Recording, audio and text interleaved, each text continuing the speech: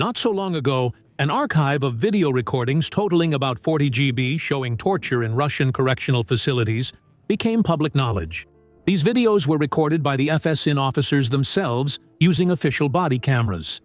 Although the video archive that was made public is shocking, in general, Russian society is quite aware of and accepts as an unspoken norm that torture takes place in Russian prisons. There are several reasons for this. First and foremost, it's the quality of state governance.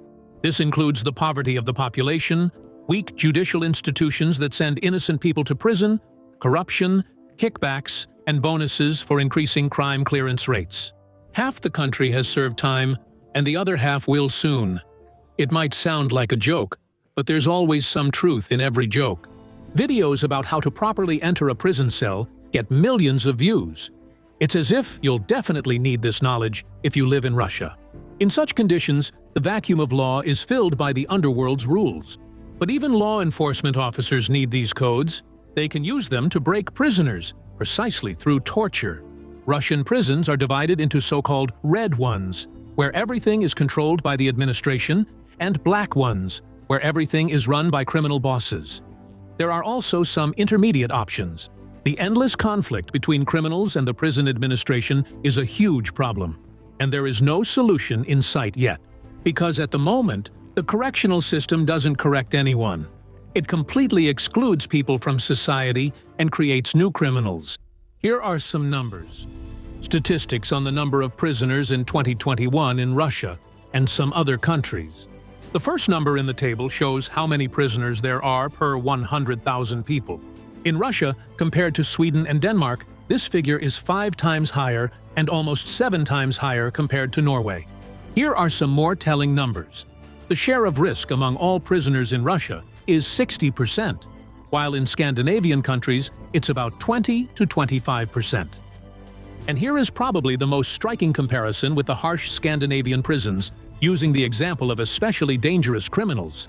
In Russia, such people are sent to penal colonies like the Polar Owl. Officially, this is penal colony number 18. It is located beyond the Arctic Circle and is designed for 1,014 inmates. Here, not only lifers serve their sentences, but also inmates serving long sentences. About 100 more of the convicted live in the colony and the settlement colony at penal colony number 18. The cells for such inmates are designed for 1 or 2 people, but when housed together, they are only allowed to communicate in whispers. Conversations during the daily walks, which last an hour and a half, are strictly forbidden. For this, they are immediately sent to the disciplinary isolation cell, known as shizo. The lives of inmates in the Polar Owl are governed by a strict daily routine, from wake up at 6 o'clock a.m. to lights out at 10 o'clock p.m. with exercise, work, and a walk in between. The inmates also have personal time when they can listen to classical music on the radio and read books. There is a television, and once a week, inmates serving life sentences are allowed to watch a DVD on it, mostly with war movies. Also, once every 7 days, the inmates are entitled to a 10-minute shower. There is no bathhouse in Polar Owl. The most famous inmate is the Bitsa Park maniac, Alexander Pichushkin, who has 49 proven murders to his name. After his arrest, the Bitsevsky maniac confessed that he wanted to kill 64 people, the same number as the squares on a chessboard. I will return to the Bitsevsky forest. My hand remembers the hammer well. Pichushkin shared his plans with journalists. For some time after arriving at Polar Owl, the maniac shared a cell with Nurpashi Kulayev, the only surviving Tafrist who took part in the Beslan school siege. But their time as cellmates didn't last long. Kulayev began complaining about death threats from Pichushkin, and they were moved to different cells. Now, let's compare how especially dangerous criminals are treated in Scandinavia, using the example of Norway's most dangerous criminal. 10 years ago, Andreas Breivik set off an explosion in Oslo that killed 8 people, and then killed another 69 people at a youth camp on the island of Utoya. As Breivik himself later explained, he believed he could prevent the cultural suicide of Europe, which, in his opinion, is expressed in the mass migration of Muslims. The court sentenced Breivik to 21 years in prison. He is serving his sentence under high-security conditions, which means, among other things, he cannot move freely around the prison or interact with other inmates. But photos from his cell published in the media and Breivik's complaints about harsh conditions caused outrage among many people and sparked discussions about whether Norwegian prisons are too humane. Andreas Breivik's cell is a complex of rooms consisting of 3 areas: a living room, a study, and a gym. According to the inmate, he really misses the ability to freely visit the kitchen, the exercise yard, and in general, he feels cramped. He also demanded that the authorities replace his PlayStation 2 with a PlayStation 3 and buy him new video games of his own choosing. In general, if the inmates of a Salvadoran prison saw the conditions Breivik is kept in, they would, to put it mildly, be very envious of him. But inmates in the Netherlands, on the contrary, would probably feel sorry for him, since they have free access to kitchens, dining halls, libraries, classrooms, and gyms. So how does the most humane penal system in the world, the Scandinavian one, actually work in reality? Let's take a look. Human rights standards state that a person cannot be held in solitary confinement for 22 hours or more each day for longer than 2 weeks. Everyone has the right to meaningful social contact with another person. Otherwise, a prisoner, even someone like Breivik, has the right to complain and say, "The way I am being treated is a violation of human rights." And the court will be obliged to consider the complaint, not only the Norwegian court, but, in principle, any court of a member country of the Council of Europe. Russia, by the way, is also a member of the Council of Europe. One of the reasons why the Norwegian Correctional Service did not want or does not want Breivik to interact with other prisoners is related to security threats, including the safety of Breivik himself. It's their job to make sure he stays alive, but now they are required to give him the opportunity to occasionally see prison staff, take him out of his cell, and do some activities with him. It could be table tennis or something else. As the Scandinavians themselves explain, such treatment, which to many seems illogical and completely unfair in its leniency towards someone who committed a mass murder, they say that for them, this is a test of the entire legal system. It doesn't matter who the convicted person is. There is a democratic state with its own principles that must be upheld. And that's exactly how you can neutralize someone like Breivik, because he wanted to destroy precisely this rule of law. By dealing with them in accordance with democratic principles, the state demonstrates that it will not give in. However, Scandinavians do not see their prison system through rose-colored glasses and acknowledge its many problems. When a Russian person looks at a photo like this, it seems that this is not a prison, but a hotel. But if we are going to have a competition and figure out where the best system is, we first need to understand what a good prison system actually is. And that's a very complicated question in itself. In Norway, 2 prisons get a lot of attention: Halden and Bastøy. These are so-called open prisons. Norway and Denmark have many prisons of this type. These are still prisons, but they are not surrounded by walls, usually just a high fence. Prisoners live in cells, but most of the time they can move freely around the grounds. Let's take a closer look at Halden. There are gym areas, sports fields, entertainment zones with game consoles and musical instruments here. Leisure activities help brighten things up, and the inmate is free to choose what he wants to do, either work or study at a specialized school. Moreover, a person will receive a salary of $9 a day even while attending school classes. Inmates are allowed to cook for themselves, but if they don't have cooking skills, they can use the money they've earned to go to the supermarket or eat in the prison cafeteria. There are a total of 250 inmates living here, and half of them have been convicted of serious crimes.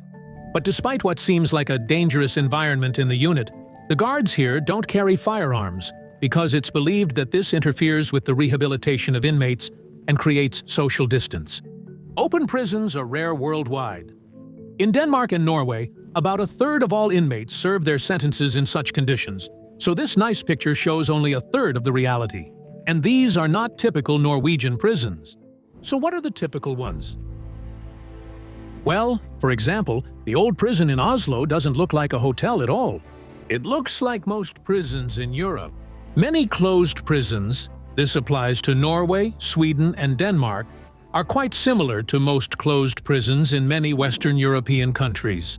For example, the largest prison in Denmark is located in Copenhagen. It was built in the 1890s and there are no toilets in its cells. And if you want to use the toilet, you have to call the prison guard. If no one comes for you, the inmates use the sink. But even in these so-called closed prisons, the standards are relatively high. You wouldn't expect anything else from small, wealthy, homogeneous northern communities in so-called welfare states. After all, Scandinavia doesn't have the same level of poverty as, for example, Russia, or even, surprisingly to many, England. If, for example, you don't have a job, you still receive enough social benefits to live and even raise children. Here's another telling figure. In Denmark and Sweden, about $150,000 are spent annually from the budget on each prisoner, which is almost 1 million rubles a month if you convert it to our currency. You can't help but wonder whether lawbreakers deserve such financial investments. So it's not quite accurate to compare Scandinavian prisons with those in El Salvador, or, for example, with prisons in Uganda. The social structures are just too different. Which type of prison, open or closed, a criminal ends up in depends on the correctional service. As a rule, for a serious crime, they are sent to a closed prison. But after a few years, with good behavior, they can be transferred to an open prison. This means that in open prisons, the inmates are very different. There are those who have been sentenced to long terms, and there are those whose punishment is short. In addition, in Norway, half of the sentence is reduced if the inmate agrees to medical castration, which is done through injections and pills. From an open prison, you can be transferred to a place called a halfway house, which is an even more open structure. Denmark, for example, has about 7 such houses. They are small, with room for only 30 to 40 inmates. Many of them work outside the prison and leave it every day. It's a kind of gradual release. That's the idea, the so-called normalization principle in prisons. But it wasn't always like that. Until the 1970s, Scandinavian countries used prison systems where solitary confinement prevailed. Almost all prisoners were in isolation back then, often until the end of their prison term. At that time, it was believed that real isolation could rehabilitate. The idea was that, being alone in their cell, the prisoner could spiritually encounter God and repent for their sins. Also, they wouldn't be influenced by other prisoners. But it didn't work. Then, in the 1970s, the world changed. The human rights movement became active, and the first steps were taken to normalize prison conditions. In Scandinavian countries, people began to talk about prisoners' rights, that they should be treated like ordinary citizens. And this ideology began to shape prison practices. Some of the changes started in Denmark, with a state prison near the city of Ring, which opened in 1976. It was the first prison in Scandinavia where inmates were allowed to buy their own food in the prison shop and cook whatever they wanted. Back then, many people thought it wouldn't work, that the inmates would spend their monthly money in the first week. But now, this is standard practice for Scandinavian prisons. However, while you're awaiting trial, you don't have the right to cook for yourself. There's a certain absurdity in the Scandinavian system. Before sentencing, a person is kept in worse conditions, especially in Denmark and Sweden. Before sentencing, many are isolated. They have nothing to do but sit alone in their cells. It's very difficult for them to get a visit, and they don't know when they'll be released. In Denmark, such people are not allowed to use the phone, not even to call their relatives. All this is done to protect the police investigation. At the same time, as soon as you are convicted, the conditions get better. But overall, the strength of the Scandinavian system isn't in the prisons, but in the welfare states. After release, very few people end up on the street. Most former inmates are provided with housing and money by the state. And that's a chance to start a new life. Plus, the sentences are short. The average time in prison is about 4 months or so. If you spend only 23 months in prison, it's likely to affect you less than if you were locked up there for 5 years. In general, the Scandinavians themselves say this. Our prisons don't offer much, but at least they don't make things worse, and that's very important when it comes to rehabilitation.